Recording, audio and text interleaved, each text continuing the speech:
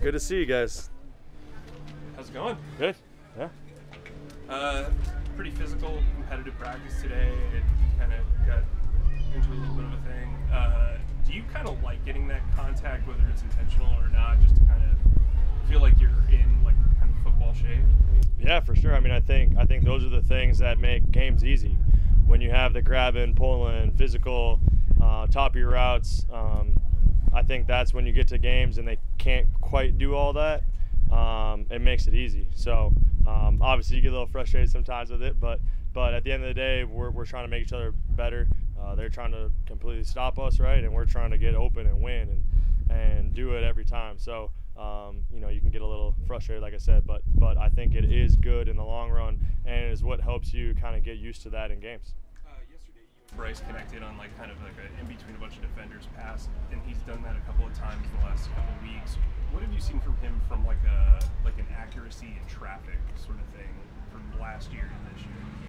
Yeah, I think him just feeling really comfortable and trusting it. Probably maybe some of those throws he wouldn't have even attempted last year.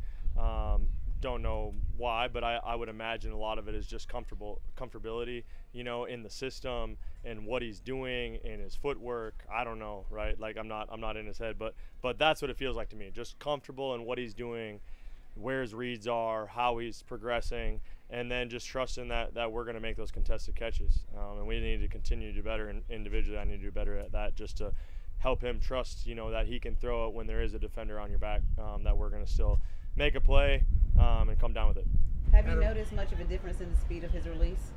Yeah, no, I think honestly in a good way, it just feels like it's on time this year, and honestly he was probably too quick a lot of times last year, right?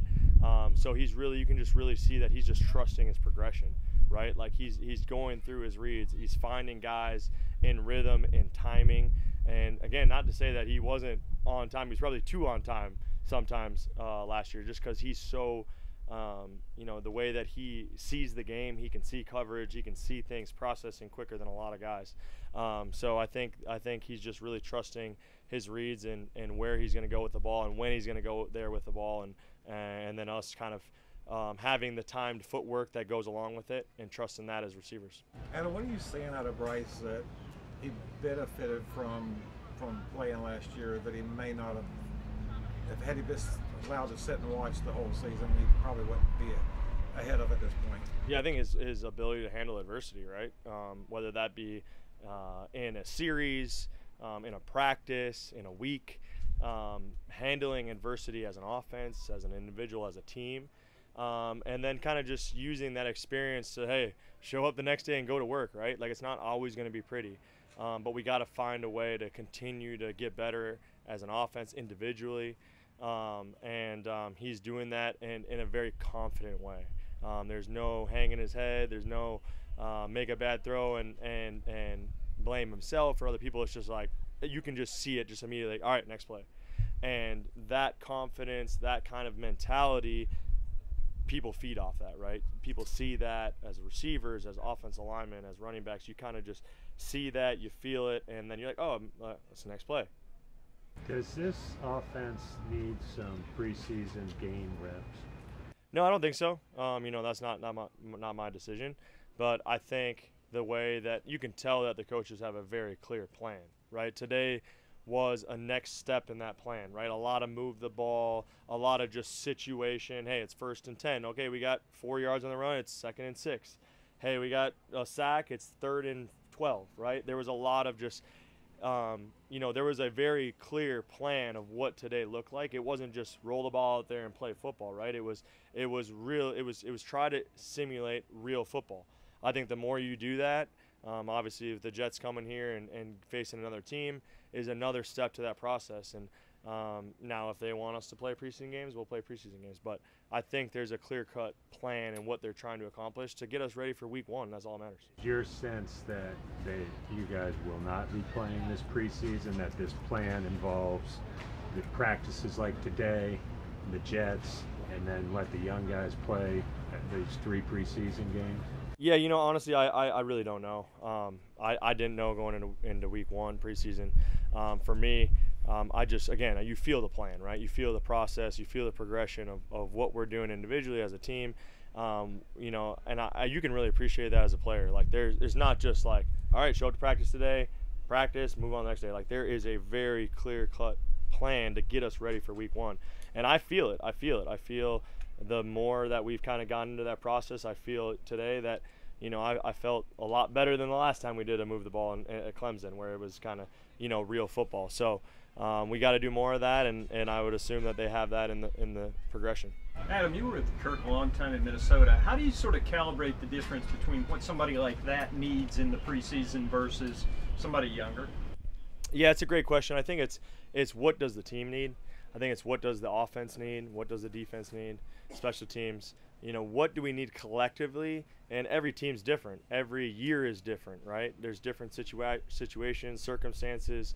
But I just feel like when you have a plan and you have a process and you just stick to that, whether that's your plan is to play the starters this, and this, or maybe it's not. You stick to that plan. You have a plan, you have a progression, and you stick to it. You don't change it up because of results, right? You have a process and you stick to it, and I think that goes into the season, right? You have a process, and week 1 we do this, and week 10 this is how we practice. There's a clear-cut process, and it doesn't matter what the results are. You just stick to that, because at the end of the day, when you put that plan together, there's a reason for it, right? And so I think that's what they've done such a great job so far, and I can imagine they'll continue to do. Would you rather get your work in a joint practice as opposed to a preseason game? You know, that's something that I don't even think about, to be honest. I just look at the schedule and I go to work every single day and figure it out. But you know, if I was a coach, maybe I'd have a different mentality. But I'm not a coach, so for me, it's just you just show up and you bust your butt every rep you get, because that's going to only make things easier when you get to game time. A lot of these teams that are doing joint practices, it's the second day that tempers are kind of boiling over. Do you think that just doing this one day with the Jets will be beneficial in that particular regard? Yeah, no, that's a great point. I think that's probably why they decided to do one day against each other. I'm not exactly sure. But yeah, I mean, they got to figure out a way to eliminate the fighting, right? Like it's not getting anyone better. I understand that things are going to be amped up. You know, there's going to be a little bit of aggression. I mean, at the end of the day, we're in the middle of the dog days of camp, so there's a little tiredness that brings out of that a little bit of extra animosity, I guess. But yeah, I think the more we can limit the fighting and just getting good work that's preparing us for week 1, both sides, both teams, the better. I mean, in the past we've had 2 joint practices in a preseason, and it was just, you could tell that there was a clear-cut plan of we're going to do this because it's going to prepare us for week 1. You said you're not a coach, obviously, but last year people said you're like a coach on the field. For a wide receiver corps, do you feel like you're having to do less of that this year because you got Deontay in and Mingo and Terrace are another year younger, where you don't feel like you have to be that mentor as much? Yeah, well, I would say maybe that was a cliche thing to say, because I don't know if I'm much of a coach. I'm trying to do my job at a high level, and I'm trying to figure it out just like everyone else. But yeah, I mean, there's times, right, like in the locker room, off the field, where you try to give some experience, right? Like, hey, I've been in that situation before, and this is how it played out, good or bad. So yeah, I definitely try to find those moments, but at the end of the day, this game's too hard to be trying to coach on the field. I'm just trying to do my job at a high level and trying to find a way to get better, because every single day I come off that field and I'm like, man, I could be better, right? I could be way better, and I gotta be better. And so I just don't have time to be a coach. Any more for Adam? I think so. Good. Thanks, guys. Thanks.